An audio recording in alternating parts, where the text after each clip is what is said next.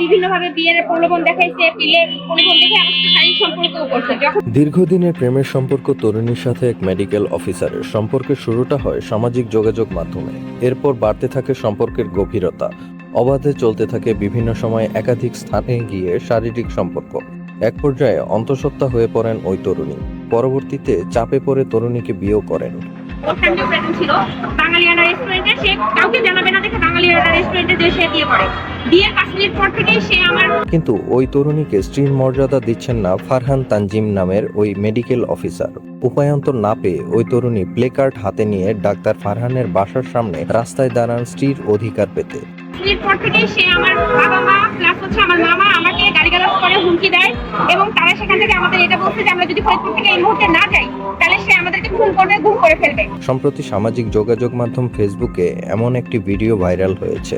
তারপর থেকে আমার সাথে তার টোটালি কন্ট্যাক্ট অফ। আমি থানার মাধ্যমে বিচার চাইছি, সেখানেও বিচার পাইনি। তখন বাধ্য হয়ে আমি প্রেগন্যান্ট। এই মুহূর্তে আমার তো এর ছাড়া আর কোনো উপায় নাই। গণমাধ্যম সূত্রে জানা গেছে 25শে ফেব্রুয়ারি সন্ধ্যা 7টার দিকে ফরিদপুর শহরের ঝিলটুলি এলাকার আশিক্ত টাওয়ারের সামনে দাঁড়িয়ে অবস্থান নেওয়া ওই তরুণী নিজেও একজন নারী চিকিৎসক।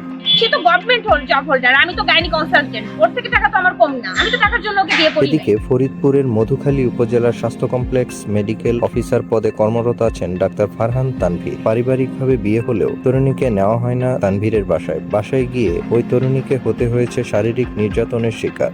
এবং বলা হয়েছে যে আমরা বাবা সহ আসলে সে হচ্ছে ওর সাথে মিউচুয়াল করে আমাদের সাথে কথা বলবে। অভিযোগ আছে ডাক্তার তানভীরের বাবা মোহাম্মদ আকাশ আলী ডিসি অফিসের সাবেক কর্মকর্তা ও বর্তমানে অ্যাডভোকেট হওয়াতে নানান রকম কূটকৌশলে ছেলেকে আড়াল করে তরুণীকে তাড়িয়ে দিয়ে গুণ ও খুনের হুমকি দেন। সে প্রেসে তারপরে হচ্ছে এনএসআই প্লাস ডিজিএফআই সব জায়গায় ভুক্তভোগী ওই নারীর দাবি, মামলা করতে গেলে থানা থেকে কোনো সহায়তা পাননি। অপরদিকে পুলিশের পক্ষ থেকে এক গণমাধ্যমে জানানো হয়েছে, আমার কাছে মেয়ে আসেনি। আমি মেয়ের বাবা কেন ফোন দিয়েছিলাম, ওনার বাড়ি কেরানা কোথায়। আমি বলছি আপনার আঙ্কেল আসছেন, ছেলের বাবা মেয়ের বাবা, আপনারা বসেন।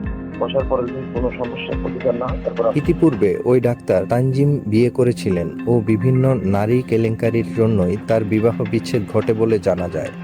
আমার টাকা পর্যন্ত পাইলাম না, একটা কোনো কিছু পাইলাম না। আমি তো কাকে চাই? আমার তো টাকা পয়সা দরকার নেই। ইনামুল ইসলাম, সময়ের কলম, নিউজ ডেস্ক।